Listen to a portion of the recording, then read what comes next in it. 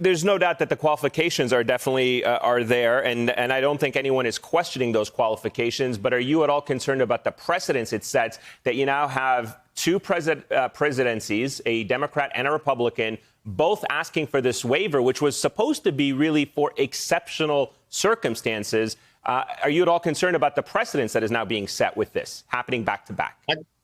I can't think of a more exceptional circumstance when 2020 and dealing with the coronavirus, there's been no other time in American history that we've had this kind of scenario and situation. This is an exceptional circumstance. I can't think of a more exceptional circumstance when we think about all of the things that are going around the world, that we need an individual that has knowledge of it and can bring back his life experiences and a different point of view than many others may have had. So this is an exceptional time period. Unfortunately, we've had two. One with a president that was incompetent and did not know anything about the military. So therefore, it was exceptional that you had one then. And it's an exceptional now, given the times of the day.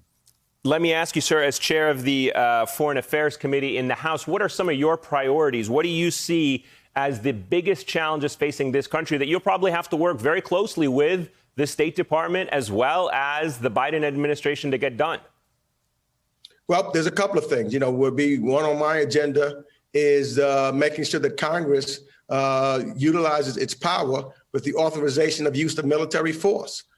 We've been utilizing an AUMF that was given back in 2002, 2003, and there's been various presidents that have utilized it. So I think that we're going to have to work together and quickly so that we can make sure that authorization is utilized. We take our responsibilities, and any president has to come back to Congress in order to utilize a military force. So that's one of the things. I think that we're going to have to get down with the state authorization budget. The State Department needs to be considered in the same manner that we look at the Department of Defense's budget, because it's essential and key to peacekeeping around the world and to doing diplomacy around the world so that we don't have to use military force. I think it was General Mattis that said that diplomacy is much less expensive than bullets. And so we've got to make sure that we have, for the first time in a long time, state authorization. And we've got to bring up the morale in the State Department. It is at its lowest point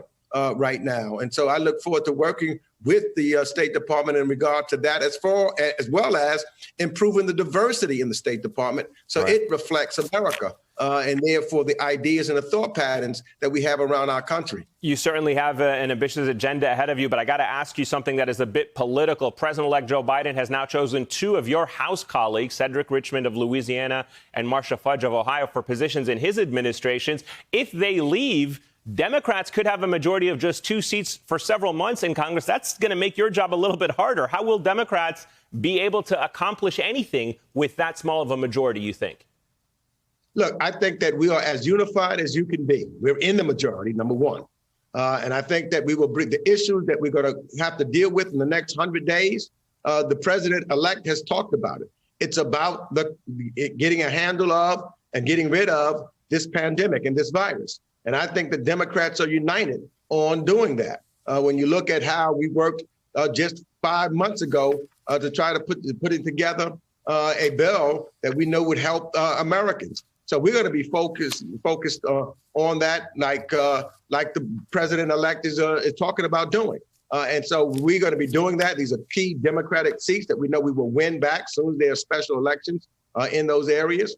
But the issues that we've got to deal with that's of importance, I think that there's no question that we will keep our majority. And I would hope that with these issues, that we bring some on the other side to understand that they have needs and concerns also. So that's why we've got to pass a bill, a stimulus bill now, and we'll probably have to pass another one later. And I would hope that would be able to be passed with all of the Democrats that we have if we had it to. But I think that should be passed with Democrats and Republicans in a very big bill.